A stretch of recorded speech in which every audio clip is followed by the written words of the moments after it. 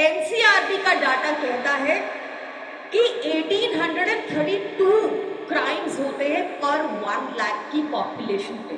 एक क्लब में उगाही करने जाते हैं, वहां पर बाउंसर्स को कहते हैं कि अपने घुटनों के दम बैठे और सरेआम फायरिंग करते हैं। कम से कम 12 राउंड फायरिंग के हुए दिल्ली देश की राजधानी में सीमापुरी के इलाके में। एक बार वो वीडियो देखे, फिर ये प्रेस वार्ता आगे कंटिन्यू करते हैं। ये पहली आइसोलेटेड घटना नहीं है। आपको ध्यान होगा कि 15 जुलाई को भी गुरु तेग बहादुर हॉस्पिटल में एक मरीज जो इलाज करा रहा था, वहां पर अपराधी घुसे और बंदूकों से उनको भून दिया।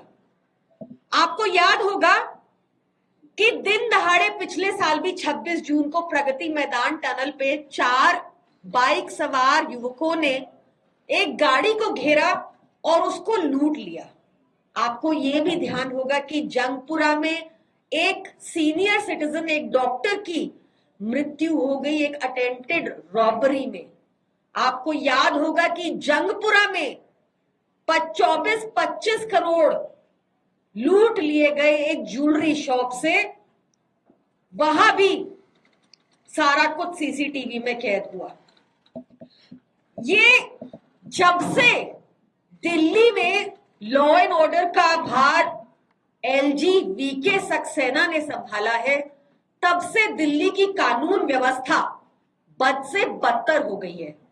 एनसीआरबी का डाटा कहता है कि 1832 क्राइम्स होते हैं पर 1 लाख की पॉपुलेशन पे।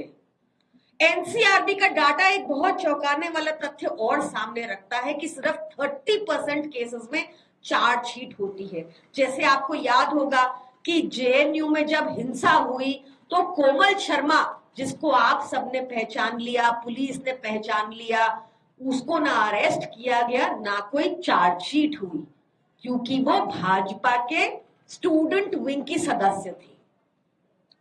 भाजपा के अधीन जहां भी लॉ एंड ऑर्डर है देश में, वहां कानून व्यवस्था बद से बदतर हो चुकी है, बुरी तरह से फेल हो चुकी है।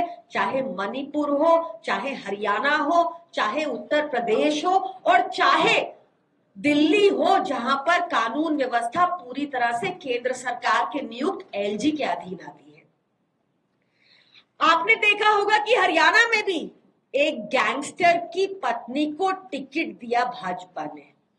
भाजपा बार बार अपराधियों को संरक्षण देकर उनका मनोबल बढ़ाती है।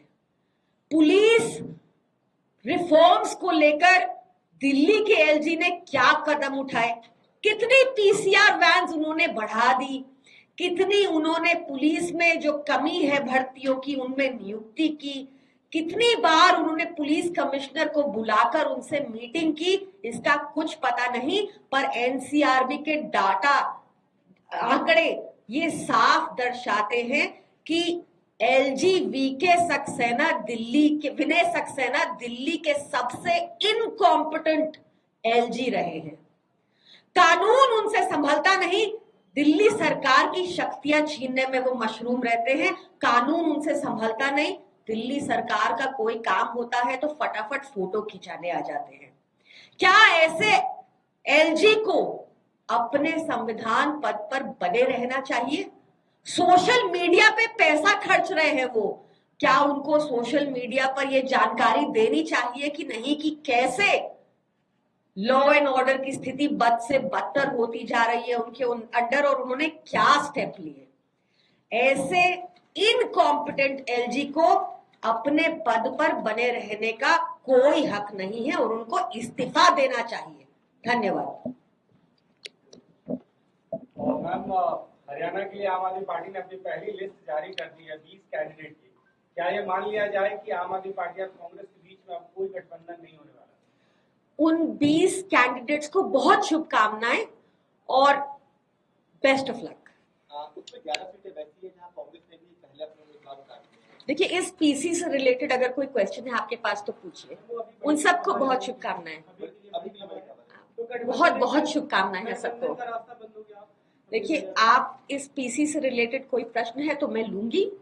उन 20 कैंडिडेट्स को बहुत शुभकामनाएं। हमसे जुड़े रहने के लिए हमारे YouTube चैनल को सब्सक्राइब करें और नई वीडियो की नोटिफिकेशन के लिए बेल आइकॉन को दबाएं।